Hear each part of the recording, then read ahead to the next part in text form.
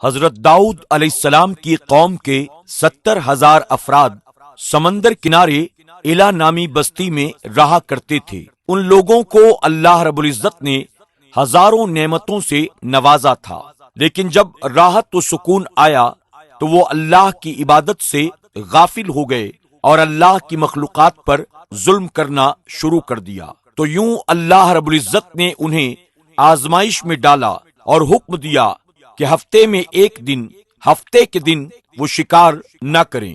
اتوار سے لے کر جمعہ تک جتنا شکار کر سکتے ہو کرو، لیکن ایک دن اللہ کی عبادت اور مخلوقات پر امن کے لیے رکھ دو۔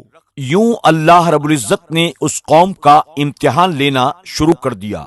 وہ اتوار سے لے کر جمعہ تک سمندر میں مچھلیاں پکڑنے لگتے تو مچھلیاں زیادہ مقدار میں ہاتھ نہ آتی، اور ہفتے کے دن سمندر کی طرف دیکھتے تو ان کو بڑی بڑی مچھلیاں نظر آنے لگتی تھیں۔ ان لوگوں میں سے ایک شخص کو شیطان نے ورگلایا کہ تم لوگ پریشان کیوں ہوتے ہو؟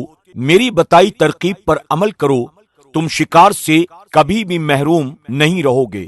تو بس شیطان کے کہنے پر اس شخص نے ہفتے کے دن کانٹا لگا کر ڈوری کو سمندر میں ڈال دیا تاکہ مچھلیاں پھنس جائیں، اور شیطان نے کہا اس مچھلی کو تم اتوار کے دن نکالنا، تو یوں ہفتے کے دن کی حرمت بھی باقی رہے گی اور تمہارا شکار بھی ہو جائے گا۔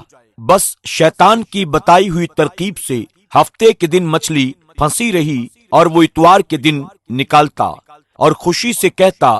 جب آس پاس کے لوگوں نے پوچھا، ان کو بھی یہ ترکیب بتانے لگا، اور یوں اس قوم کے کچھ لوگ ہفتے کے دن سمندر میں مچھلی پکڑنے کے لیے جال پھینکتے اور اتوار کے دن اسے نکال لیتے، اور کچھ لوگوں نے تو سمندر سے نالیاں نکالی اور چھوٹے چھوٹے تالاب بنا دیے تاکہ ہفتے کے دن جب مچھلیاں یہاں سے گزریں تو ان تالاب میں پھنس جائیں، اور ہم اتوار کو ان مچھلیوں کو نکال کر پکا کر کھائیں گے۔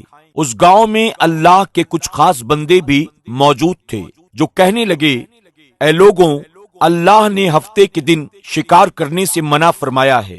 یہ جو تم جال پھینکتے ہو یا چھوٹے چھوٹے تالاب بناتے ہو، ان میں ہفتے کے دن مچھلیاں اگر پھنستی ہیں تو یہ شکار ہفتے کے دن ہی میں شمار ہوگا۔ اللہ کے عذاب سے ڈرو، اللہ کی نافرمانی نہ کرو۔ وہ لوگ ان لوگوں کا مذاق اڑانے لگے کہ ہماری جو مرضی ہوگی ہم وہ کریں گے۔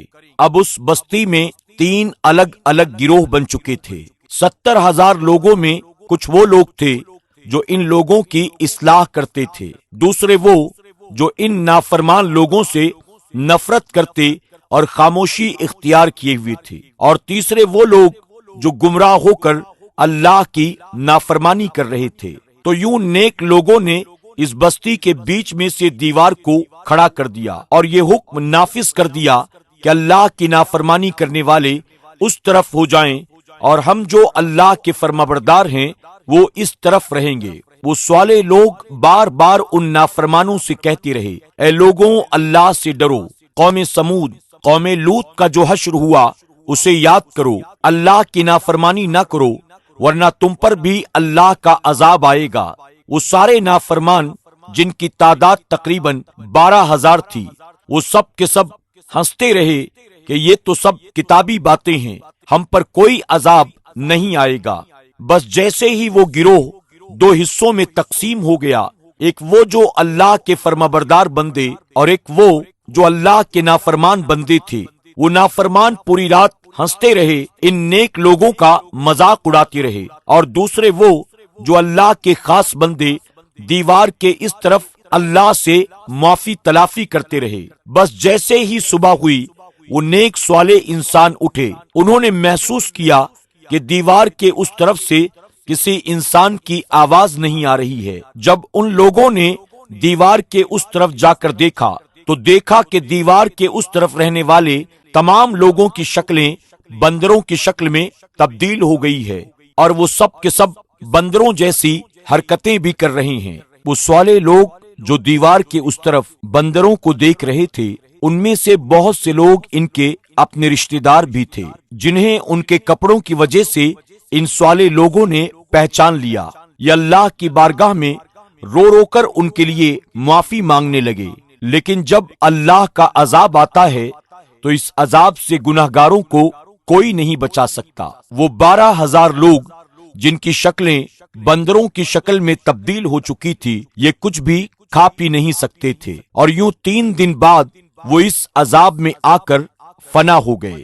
بے شک ان لوگوں کو اللہ پسند نہیں کرتا جو اللہ کی نافرمانی کرتے ہیں۔ اے اللہ ہم سب کو اپنی نافرمانی سے بچا اور اپنے فرمانبردار بندوں میں ہم سب کو شامل فرما، آمین یا رب العالمین۔ پیارا دین کی سبھی پوسٹ کی نوٹیفیکیشن کے لیے ہمارے پیج پر فالو بٹن پر کلک کر کے مینج فالو سیٹنگ پر کلک کر کے نیو فیڈ کے ڈیفالٹ پر جا کر فیورٹ پر کلک کر دیں تاکہ ہماری ایک بھی ویڈیو مس نہ ہو۔